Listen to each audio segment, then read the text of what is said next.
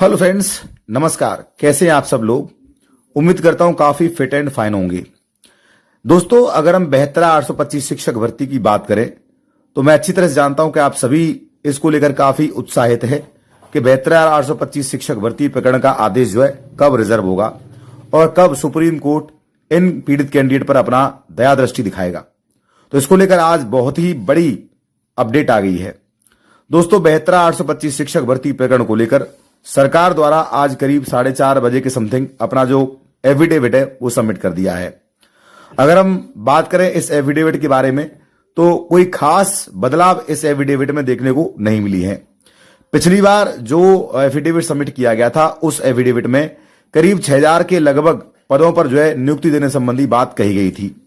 हालांकि supreme court ने जो आदेश जारी किया था उस आदेश के बाद में सभी जिलाधिकारियों से जो रिक्तियों का विवरण है 72,825 में और भी जो शुद्ध रिक्तियां जिन पर कोई विवाद नहीं है उनका डेटा भी जुटा लिया है। बताया जा रहा है कि ये डेटा कुछ बदल चुका है, यानी पदों की संख्या थोड़ी बहुत बढ़ चुकी है, लेकिन इतनी संख्या नहीं बढ़ी है जितनी उम्मीद जताई जा रही थी। यानी कि गूगल फॉर्म की बात चल रही है। अगर हम बात कर लेते हैं तो जो आधिकारिक तौर पर यासी बने हुए कैंडिडेट थे उनकी संख्या करीब जो है 16,000 थी, जिसमें से 14,000 प्लस कैंडिडेट तो ऐसे हैं जो पूरी तरह से क्लियर है, यानी जिनके किसी भी प्रकार का विवाद नहीं है, सारे डॉक्यूमेंट उनके जो है सही हैं, किसी प्रकार की कोई भी उसमें गलती नहीं है। बल्कि 14,000 से ऊपर वाले जो कैंडिडेट थे उनमें कुछ जो है स्थितियां क्लियर नहीं है, यानी उनके डॉक्यूमेंट में कुछ गड़बड़ियां हैं। तो यहां पर सुप्रीम कोर्ट बार एसोसिएशन के माध्यम से इसका काउंटर एफिडेविट भी सबमिट कर दिया है। सुप्रीम कोर्ट सीधे तौर पर मैं आपको बताना चाहूंगा कि अब 72,825 में जो शेष रिक्तियां हैं, यानी शेष जो कैंडिडेट बचे हुए नियुक्तियों के लिए, उन्हीं की तरफ पूरी तरह से झुका हुआ है। संभावना है कि आगामी सुनवाई जो होने के लिए जा रही है 24 तारीख को, उस 24 तारीख में ये सारी चीजें क्लियर हो जाएंगी। दोस्तों, अगर हम एफिडेविट की बात कर लेते हैं जो सरकार की ओर से जारी किया गया है, दिया गया है सुप्रीम कोर्ट के अंदर, उसमें कोई खास बदलाव तो नहीं हुए हैं। लेकिन सुप्रीम कोर्ट, माफ कीजिएगा, सरकार ये जरूर कह रही है, बेसिक शिक्षा विभाग ये जरूर कह रहा है कि सुप्रीम कोर्ट अगर इन कैंडिडेट के लिए कोई अलग से रास्ता निकालता है, लेकिन वो रास्ता ऐसा हो जो भर्ती के मानकों को प्रभावित ना करे और ये नए वाद क्रिएट ना करे। नए वाद क्रिएट करने का मतलब ये होता है कि अगर हम 29,334 शिक्षक भर्ती की बात कर लेते हैं तो आपको पता ही होगा कि उस भर्ती प्रक्रिया में कुछ और नई नियुक्तियां जो है हुई हैं और उन्हीं मानकों के आधार पर और कैंडिडेट जो सुप्रीम कोर्ट में जा रहे हैं।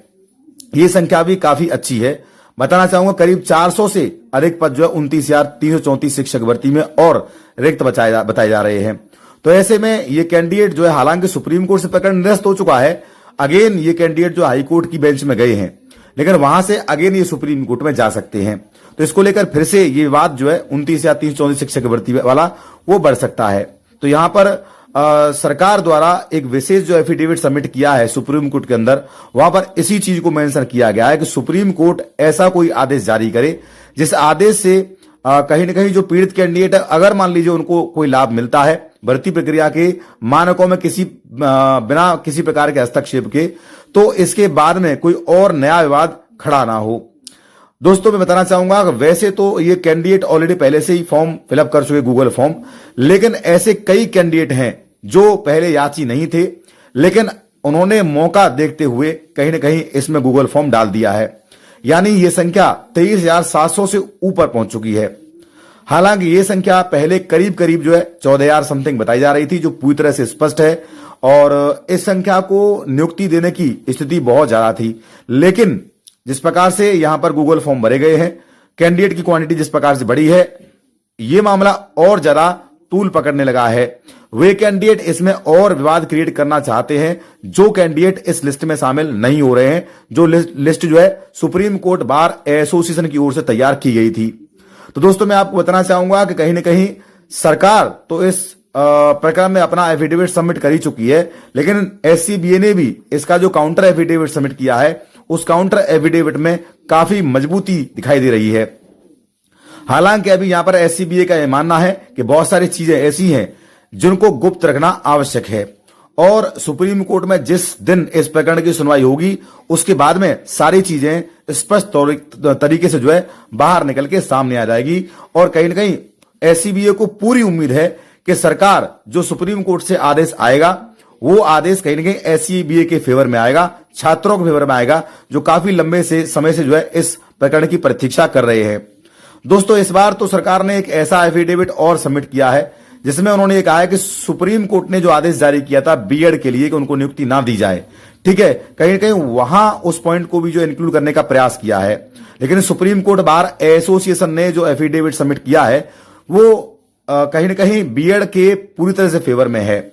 और उस समय के ही मानकों के आधार पर है और इन नियुक्तियों को पुराना नियुक्ति दिखाया जा रहा है। यानी वर्तमान में जो नियुक्तियां होंगी, मान लीजिए 72,825 शिक्षक भर्ती प्रकरण के इस आदेश के आने के बाद में जो नियुक्तियां होंगी वो पूर्व प्रकरण के आधार पर होंगी। और जिस प्रकार से 69,000 शिक्षक भर्ती प्रक्रिया में या अन्य राज्यों में बीएड धारकों को मानकों के समतुल्य बनाने के लिए ब्रिज कोर्स कराया जा रहा है, उसी प्रकार से संभावना है कि आने वाले टाइम में इन कैंडिडेट को भी जो 72,825 शिक्षक भर्ती में नई नियुक्ति पाएंगे उनको भी इन्हीं के समतुल्य यानी डीएलएड कैंडिडेट जो है उनके समतुल्य बनाया जाएगा। तो इसमें तो कोई किसी प्रकार का विवाद है ही नहीं। तो दोस्तों, यहां पर सरकार ने अपनी जो भी आगे कार्रवाई है, ठीक है, करनी है, या कितने पद रिक्त हैं, कितने पद रिक्त नहीं है, और पुरानी जो भर्ती प्रक्रिया 72,825 उसके मानक क्या थे, कट ऑफ क्राइटेरिया क्या था,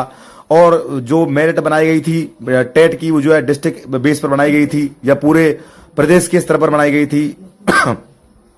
या जो कुछ भी कार्रवाई यहां पर जो है सुप्रीम कोर्ट, माफ कीजिएगा, 72,825 शिक्षक भर्ती में सरकार ने की थी, उस आधार पर जो है पूरा काउंट जो एफिडेविट है वो सबमिट कर दिया है। लेकिन दोस्तों, यहां पर आप जानते हैं सुप्रीम कोर्ट बार एसोसिएशन के जितने भी नोडल अधिकारी हैं उन्होंने पहले से ही अपनी कमर जो है कस ली थी। उन्हें पता था कि सरकार किस प्रकार से जो है क्या क्या एफिडेविट ला सकती है। हर एक बिंदु का डिटेल में जो है एक विशेष काउंटर पॉइंट जो है तैयार किया गया है। उस काउंटर पॉइंट के आधार पर कहीं ना कहीं सुप्रीम कोर्ट में प्रभावी रूप से पैरवी की जाएगी और उम्मीद है कि अगर 1% ये प्रकरण जो है 24 तारीख को रिजर्व नहीं हुआ तो आगे की कुछ एक सुनवाई में ये प्रकरण पूरी तरह से जो है रिजर्व हो जाएगा, यानी आदेश इसका सुनिश्चित हो जाएगा। और कहीं ना कहीं सुप्रीम कोर्ट बार एसोसिएशन के इस पैरवी के माध्यम से सुप्रीम कोर्ट इन छात्रों जो कि पिछले 15 सालों से इस प्रकरण को सॉल्व होने का इंतजार कर रहे हैं उनके फेवर में आदेश आ जाएगा। तो दोस्तों, ये थी आज की महत्वपूर्ण जानकारियां और उम्मीद करता हूं, वैसे तो मैं आपको बताना चाहूंगा कल इसी प्रकरण में यानी 72,825 शिक्षक भर्ती वाले प्रकरण में जो एफिडेविट सबमिट किया है गवर्नमेंट ने, वो कौन कौन से फैक्ट्स लिए हैं, कौन कौन से आर्टिकल्स इसमें इंक्लूड किए गए हैं, भर्ती के कौन कौन से मानक हैं, ठीक है, और जिलावार कितने पद रिक्त हैं, ठीक है, इन सभी के बारे में हम जानकारी उठाने का प्रयास करेंगे और जैसे ही हमें जानकारी मिल जाएगी आपको पाई एजुकेशन के माध्यम से प्रोवाइड करा दी जाएगी। तो आप लोग जुड़े रहिएगा हमारे साथ, जैसे ही हमें जानकारी मिलेगी आपको फुली ऑथेंटिक तरीके से प्रोवाइड करा दी जाएगी। Thank you friends.